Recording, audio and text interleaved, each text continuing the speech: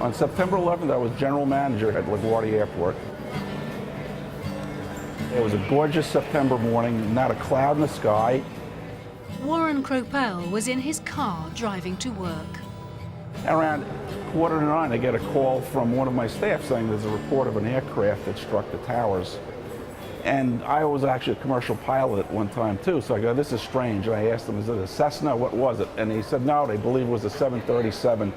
And I immediately thought there's something askew at that point. As I came around the bend, I actually saw the second aircraft hit the towers. I saw the fireball from here, just outside LaGuardia. That morning, hotel magnate Donald Trump was at home in Midtown Manhattan. I was watching the financial news, and all of a sudden they came on with an alert that something very strange has taken place at the World Trade Center. And then they showed the World Trade Center, and I actually looked at the World Trade Center from my apartment, and I saw tremendous clouds of smoke and fire. Meanwhile, on the other side of the country in California, Chris Anderson was starting his day as a student. I had just woken up in the morning to the usual radio show that I'd listened to, and they were talking about the Twin Towers. One of them had fallen down. And usually in the morning we thought that the radio show hosts were joking. You know, we thought it was a hoax, because there's just no way. I mean, that was completely incomprehensible to think about that happening.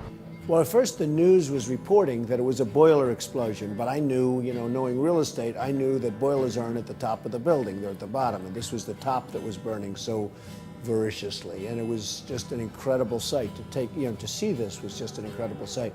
And then all of a sudden you see the second plane come, and you see the second tower likewise boiling at the top and the flames spewing out, and you realized it was terrorism. At LaGuardia Airport, Warren and his staff swung into emergency mode. The first thing we did was shut all operations down, have the aircraft return to the gates, and what we did was do a controlled and steady evacuation of the aircraft and the passengers. It was surreal. The World Trade Center was actually our corporate headquarters. We'd lost all communication, so we were basically a lifeboat out here doing what we knew we had to do.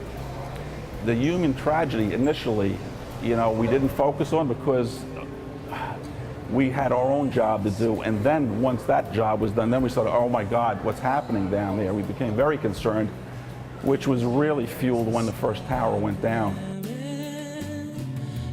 It was a day of chaos and trauma and disbelief. A decade on, Chris Anderson is visiting the site of the World Trade Center for the first time. Makes me uncomfortable. Everybody was in shock. You know, there's just this palpable silence. Everybody just couldn't speak, you know, that day. Everybody just stood back and they were trying to assess the situation, what happened. And I was building a building, we're building a beautiful building in another location of New York, and the second plane flew right over the top of it. So the whole thing was just, it was just a horrible day and a very weird moment for everybody. At LaGuardia, the loss of life at the Twin Towers was felt very keenly by Warren Kropel and his staff. We had sent about 30 of our own police officers from the LaGuardia Command down to assist at the Trade Center. And when the first tower went down, we had lost contact with them.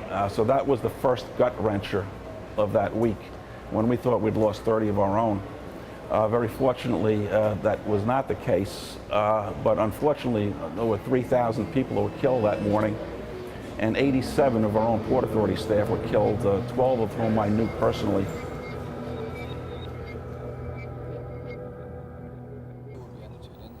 The after effects of that day on the travel business are still being felt 10 years on. Everything has changed since 9/11. I think people forget that, though, because they've become so used to how it is now as opposed to how it was before. Before 9/11, you could get on a plane, there wasn't the extreme security measures that we have nowadays, and you felt safe when you traveled. You know, you didn't worry as much about terrorist attacks. You didn't worry about your plane going down. You know, there was a kind of innocence that was still there, you know, that we've lost. Those increased airport security procedures are perhaps the clearest manifestation of 9/11's legacy. It started off as people thought horrendous because it was kind of casual before. People understand there's a new norm at this point, and it has gotten better. You know, I think the worst was probably about 2 years after the incident, where they were still feeling their way of what to do, what the procedures were. But I think eventually the technology will catch up and will assist. Another indirect result for travellers has been the introduction by airlines of the notorious practice of unbundling. What was happening was there actually was a slight recession, a slowdown before that time, before the actual incident, which was basically exacerbated by the incident. Travel just dropped off. Airlines were fighting for their survival. They had to find some way to recoup after such a disaster. People didn't want to fly. They were nervous, they were scared. And in a lot of ways, you can look at it like September 11th caused baggage fees, caused extra fees, caused boarding pass fees to really come into existence as a viable model for the airline industry to make money. And the consumers don't like it. But as the industry emerges altered from the shadow of that terrible day, has the joy of travel gone forever? It depends on what kind of travel you're talking about. If you're talking about, I'm going to go visit my family in San Francisco or Hong Kong or London and I have to get on a plane for 15 hours, depending on the airline that you're on and the experience that they offer you or the individual experience you have going through security, you might not enjoy travel. Now, if you're looking for more of the experiential type of travel, like on the Orient Express, or you're going on a bike ride from Canada down to Mexico, that you're going to enjoy. That is what people are really looking to do. And even airlines they're offering more of that. But you have to get through that remnant of what 9/11 has cost to actually find it. When I first saw this attack, I said, who would ever fly again? And now they're flying in record numbers. And that's a good thing.